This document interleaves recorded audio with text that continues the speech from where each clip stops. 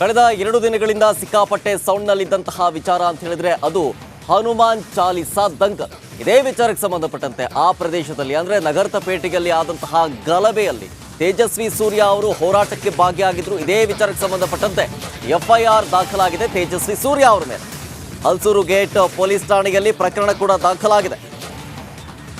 ನಗರ್ತಪೇಟೆಯಲ್ಲಿ ಹನುಮಾನ್ ಚಾಲಿಸಾ ದಂಗಲ್ ವಿಚಾರಕ್ಕೆ ಸಂಬಂಧಪಟ್ಟಂತೆ ಹೋರಾಟದಲ್ಲಿ ತೇಜಸ್ವಿ ಸೂರ್ಯ ಅವರು ಭಾಗಿಯಾಗಿದ್ರು.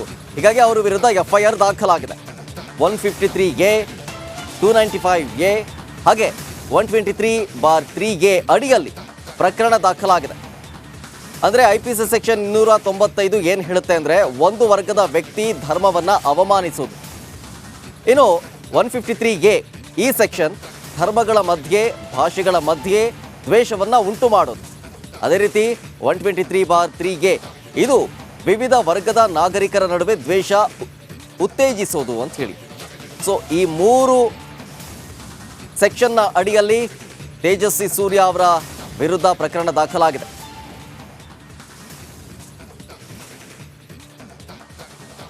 ಇದ್ರ ಬಗ್ಗೆ ಹೆಚ್ಚಿನ ಡೀಟೇಲ್ಸ್ ಕೊಡ್ತಾರೆ ನಮ್ಮ ಪ್ರತಿನಿಧಿ ಅಜಯ್, ನಮ್ಮ ಜೊತೆಗೆ ನೇರ ಸಂಪರ್ಕದಲ್ಲಿ. ಅಜಯ್, ನಗರದಪೇಟೆಯಲ್ಲಿ ನಡೆದಂತಹ ಗಲಾಟೆ, ಹನುಮಾನ್ ಚಾಲಿಸಾ ದಂಗಲ್ ಕಳೆದ 2 ದಿನಗಳಿಂದಲೂ ಸಿಕ್ಕಾಪಟ್ಟೆ ಸೌಂಡ್ ಮಾಡಿತ್ತು. ಇದೀಗ ಅಲ್ಲಿ ನಡೆದಂತಹ ಹೋರಾಟದಲ್ಲಿ ತೇಜಸ್ವಿ ಸೂರ್ಯ ಅವರು ಭಾಗಿಯಾಗಿದ್ದಕ್ಕೆ FIR ದಾಖಲಾಗಿದೆ. ಸೆಕ್ಷನ್ಸ್ಗಳು ಏನು ಹೇಳುತ್ತೆ ಅಂತ ಹೇಳಿ.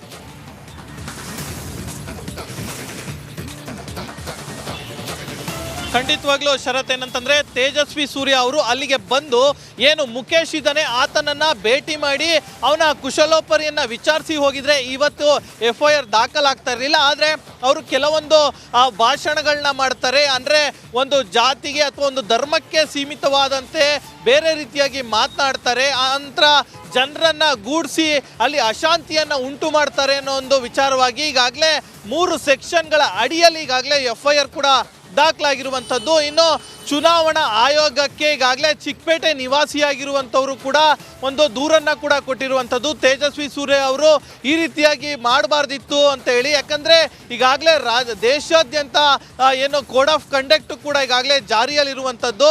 ಸೊ ಹೀಗಾಗಿ ಈ ಒಂದು ಸಂದರ್ಭದಲ್ಲಿ ಈ ರೀತಿಯಾಗಿ ಮಾಡೋದು ಸರಿಯಲ್ಲ ಒಂದು ವಿಚಾರವಾಗಿ ಚಿಕ್ಕಪೇಟೆ ನಿವಾಸಿಯವರು ಚುನಾವಣಾ ಆಯೋಗಕ್ಕೂ ಕೂಡ ಪತ್ರವನ್ನು ಬರೀತಾರೆ.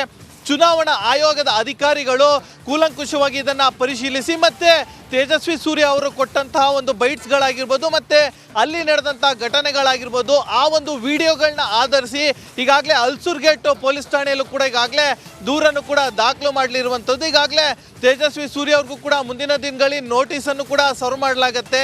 ಆನಂತರ ಅವರಿಂದನೂ ಕೂಡ ಎಕ್ಸ್ಪ್ಲೇಷನ್ ಕೂಡ ಕೇಳಲಾಗತ್ತೆ. ಒಟ್ಟಿನಲ್ಲಿ ಅವರು ಬಂದು ಅವ್ರನ್ನ ಏನೋ ಮುಖೇಶನ್ನ ಕುಶಲೋಪಕರೇ ನೋಡ್ಕೊಂಡು ಹೋಗಿದ್ರೆ ಇದು ಈ ರೀತಿಯಾಗಿ ಆಗ್ತಾ ಇರಲಿಲ್ಲ. ಆದರೆ ಈ ರೀತಿಯಾಗಿ ಬೇರೆ ಜಾತಿಗಳ ಮತ್ತು ಧರ್ಮಗಳ ಮಧ್ಯೆ ಒಂದು ರೀತಿ ಅಶಾಂತಿಯನ್ನು ಉಂಟು ಮಾಡೋದು ಈ ರೀತಿಯಾಗಿ ಮಾಡೋದ್ರಿಂದಾಗಿ ಈಗ FIR ಕೂಡ ದಾಖಲಾಗಿರುವಂಥದ್ದು. ಶರತ್, ಥ್ಯಾಂಕ್ ಯು ಅಜಯ್ ಡೀಟೇಲ್ಸ್ಗಾಗಿ.